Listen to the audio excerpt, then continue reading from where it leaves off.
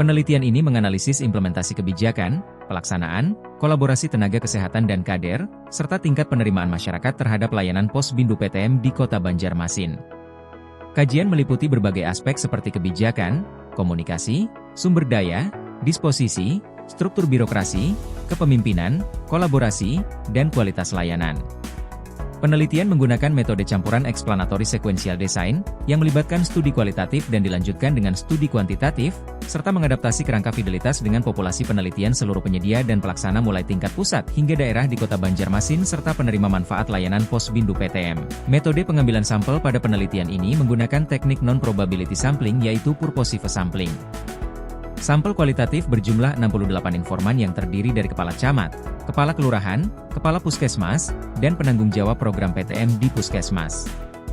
Sedangkan untuk sampel kuantitatif berjumlah 418 responden yang terdiri dari dokter, perawat, bidan, tenaga promosi kesehatan, analis laboratorium, kader Posbindu PTM, serta penerima manfaat layanan Posbindu PTM.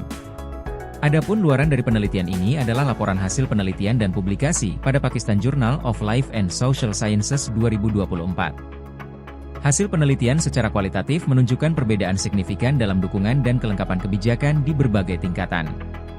Di tingkat kecamatan dan kelurahan, kebijakan tertulis masih minim, sehingga pelaksanaan bergantung pada komunikasi lisan dan inisiatif lokal. Sebaliknya, Puskesmas memiliki dukungan operasional berupa standar operasional prosedur, dan petunjuk teknis, juknis, yang memastikan keberlanjutan program. Monitoring evaluasi dilakukan secara rutin melalui pemantauan lapangan, lokakarya mini, dan pelaporan berkala ke Dinas Kesehatan. Namun, keterbatasan frekuensi evaluasi dan kurangnya keterlibatan aktif kelurahan menjadi kendala utama. Dukungan pelaksanaan berasal dari berbagai pihak, dengan kontribusi signifikan dari kecamatan, kelurahan, puskesmas, dan masyarakat, meskipun tantangan berupa partisipasi masyarakat yang rendah, keterbatasan sumber daya, dan sosialisasi yang kurang efektif masih dihadapi. Hasil penelitian secara kuantitatif faktor komunikasi, kepemimpinan, dan sumber daya terbukti signifikan dalam mendukung kolaborasi tenaga kesehatan dan kader Posbindu PTM.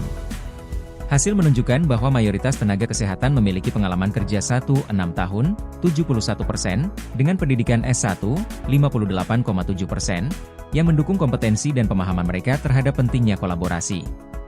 Komunikasi efektif berhubungan signifikan dengan kolaborasi, P-value 0,027, di mana tenaga kesehatan dengan komunikasi baik menunjukkan kolaborasi yang lebih baik, 77%. Kepemimpinan juga berperan penting, P-value 0,027, dengan 77% responden yang melaporkan kolaborasi baik di bawah kepemimpinan yang efektif.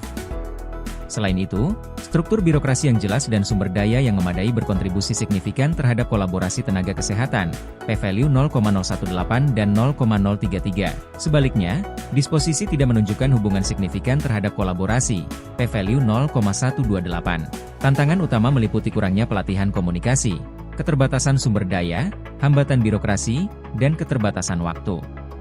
Rekomendasi strategis meliputi pengembangan pelatihan komunikasi dan kepemimpinan, penyediaan fasilitas dan teknologi pendukung, penyederhanaan struktur birokrasi, dan penguatan budaya kerja kolaboratif melalui dialog rutin dan pembagian peran yang jelas. Pada kader Posbindu PTM, responden yang seluruhnya perempuan, 100%, memiliki latar pendidikan menengah, 64,1% SMA sederajat, dan pengalaman kerja cukup panjang, 6 tahun 46,6%, yang memberikan dasar kuat untuk kolaborasi.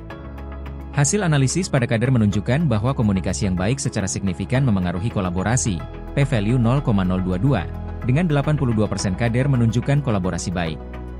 Sumber daya yang memadai juga berkorelasi positif dengan kolaborasi, P-value 0,036, di mana 82,1% kader dengan sumber daya baik menunjukkan kolaborasi yang baik.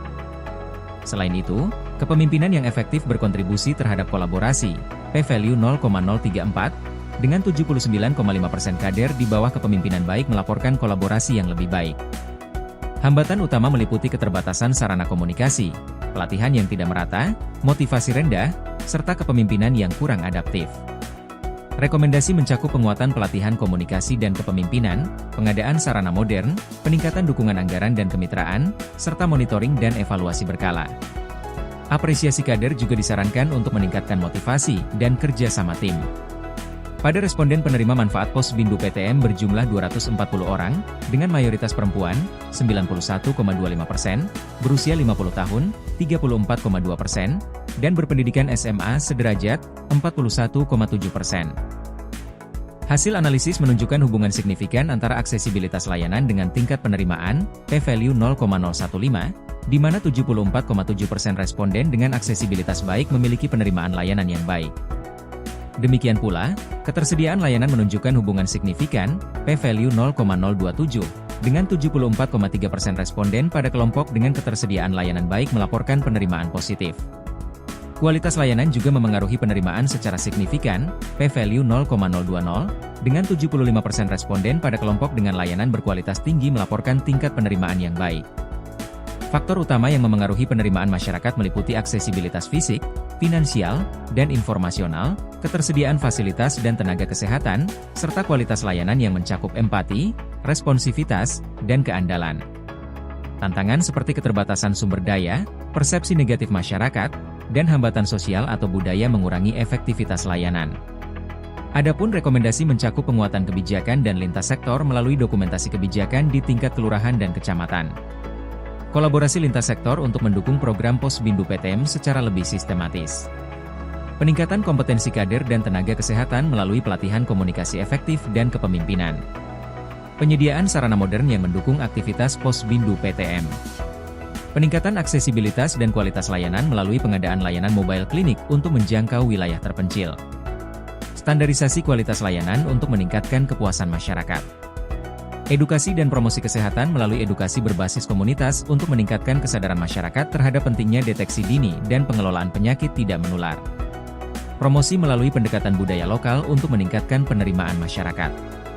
Penelitian ini menegaskan bahwa keberhasilan Pos Bindu PTM bergantung pada pendekatan kolaboratif, sumber daya yang memadai, kualitas layanan yang optimal, dan keterlibatan aktif masyarakat. Strategi holistik ini diharapkan dapat mendukung deteksi dini dan pengelolaan penyakit tidak menular secara efektif di Kota Banjarmasin.